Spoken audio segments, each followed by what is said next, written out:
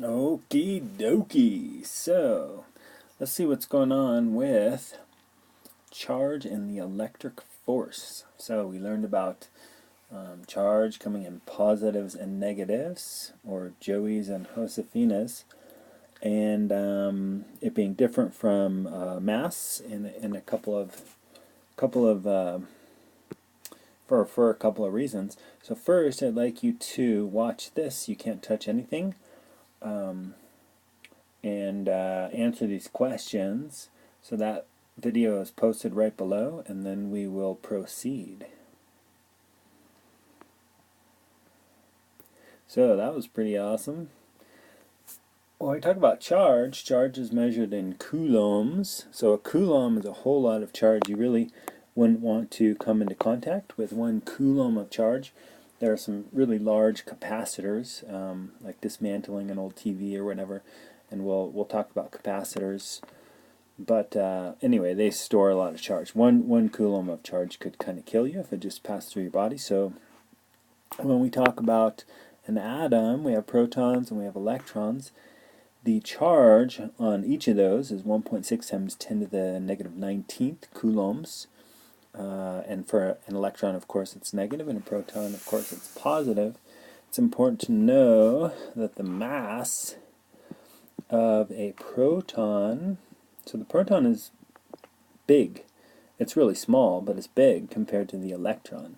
So the mass of the proton, and I think it's about 2,000 times as large as the electron. So mass of proton about 2,000 times as large as electron, and you know that E with the negative symbol indicates electron. So this is physics, so of course we're going to calculate the force between two charges, and Q is the variable to represent charge. Be interesting to know why it's not C, but you know, it probably wasn't even English. They were doing science at that point. So, this is Coulomb's law, and this is the way the formula looks. So this is the electrostatic force between two charges.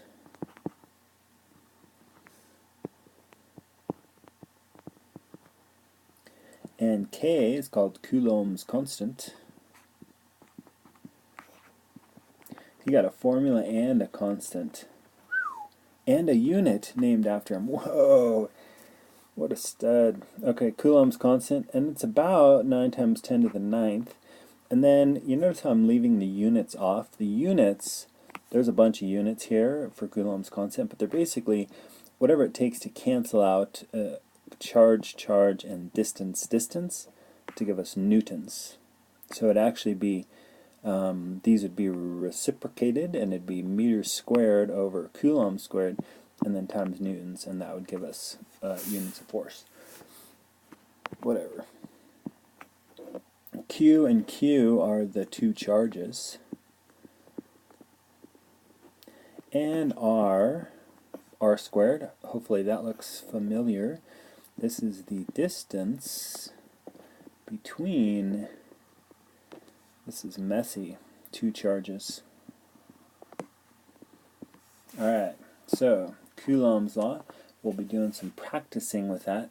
And basically it's a formula used to calculate the force between two charges.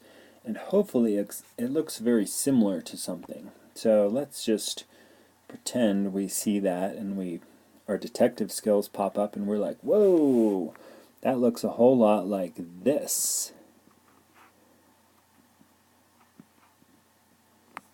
Aha, you say, right?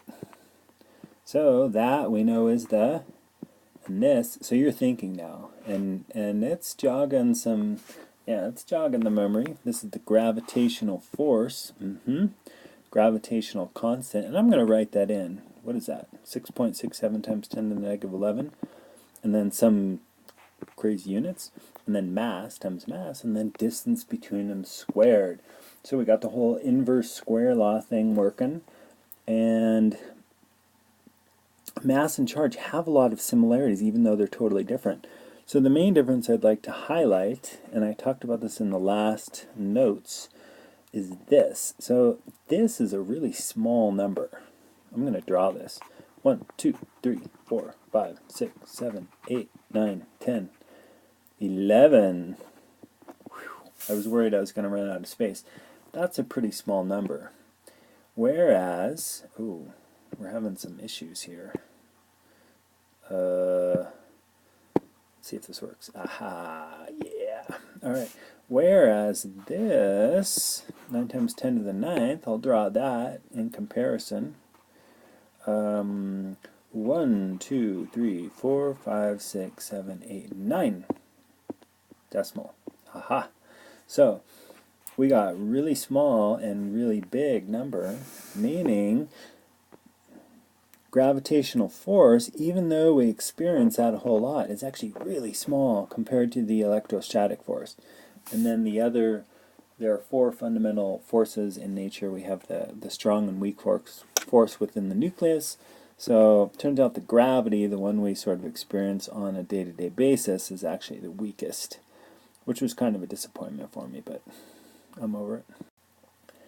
All right, so to, this is AP Physics, so to confuse you, these scientists hundreds of years ago just sat around and they're like, we're going to confuse these high school students.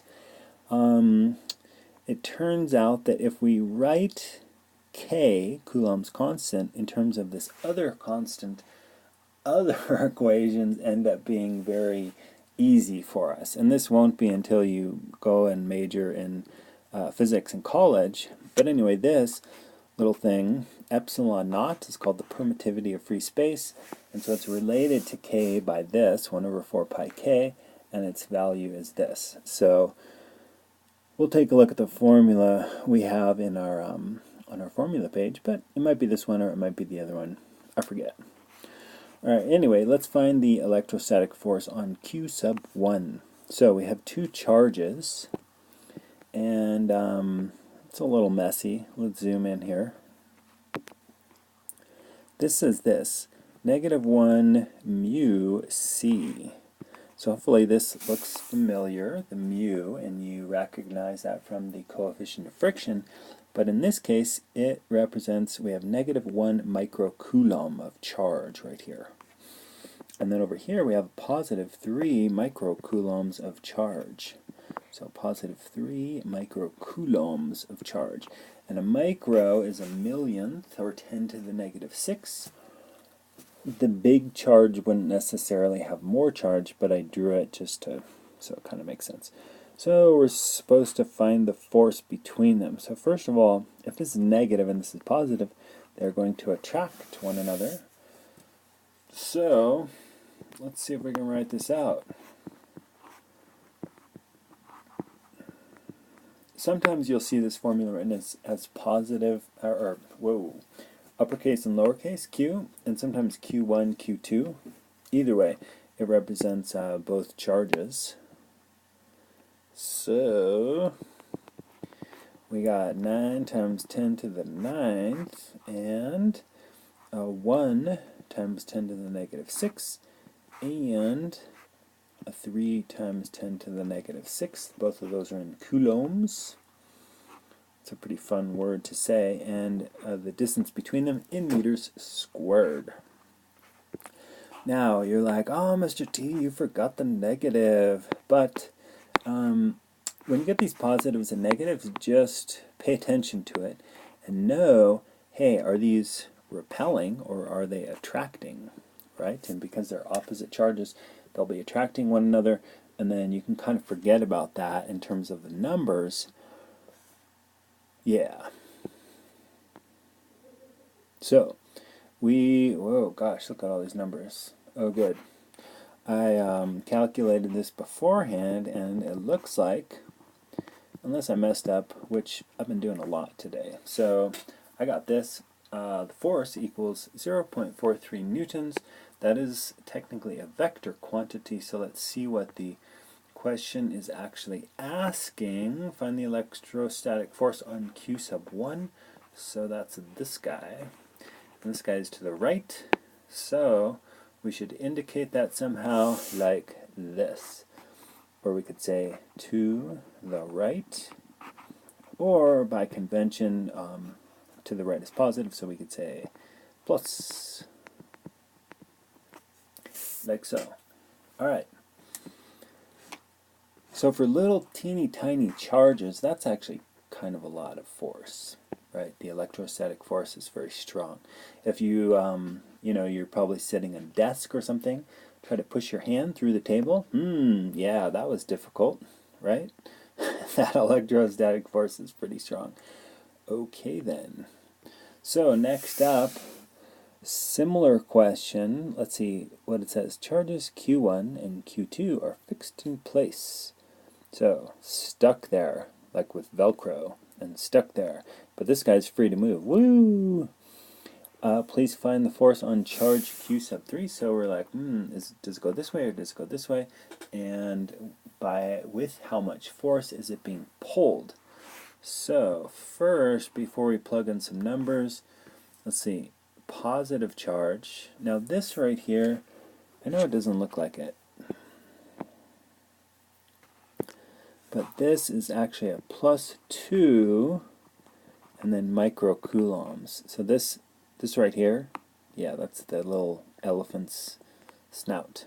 I know that looks like a 3. My apologies. Anyway, so a positive and negative, so it's being pulled this way. And then we have a positive and a negative. Oh, so it's being pulled this way. So there's like a tug-of-war going on. Q sub 1 in this corner and Q sub 2 in this corner. And who will win? Q sub 2 has more charge, but Q sub 1 is closer. So, I'm on the edge of my seat. I don't know about you. Let's just plug in. So what we're going to say is you really have to pay attention to sort of positives and negatives, or whether they're combining or taking away from one another. So I'm just going to say, alright, well that's positive.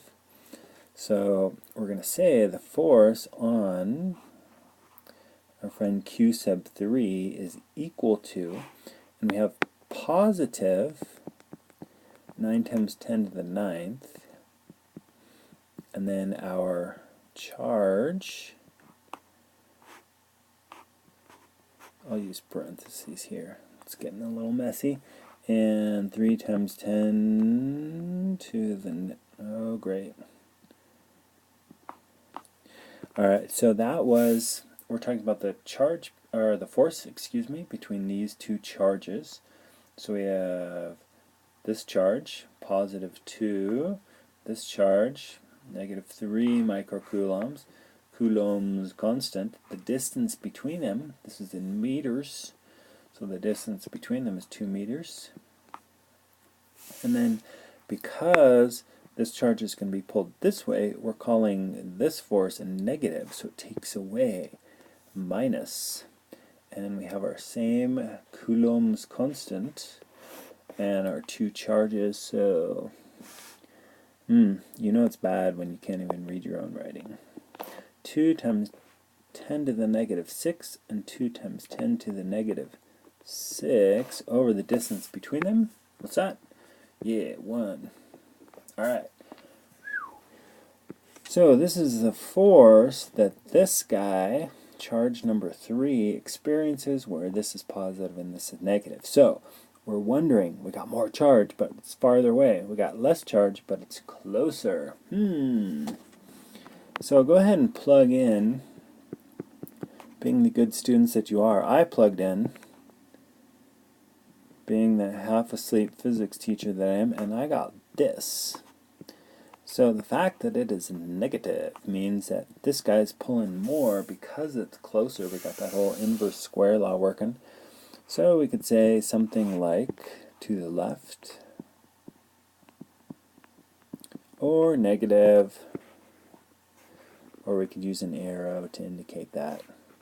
But anyway, the result is that this charge is pulled to the left because that other charge fixed in place is closer. Alright, so some examples of Coulomb's law and we have forces, and they attract or repel one another. Remember, mass only attracts. We call that gravity. Oh yeah.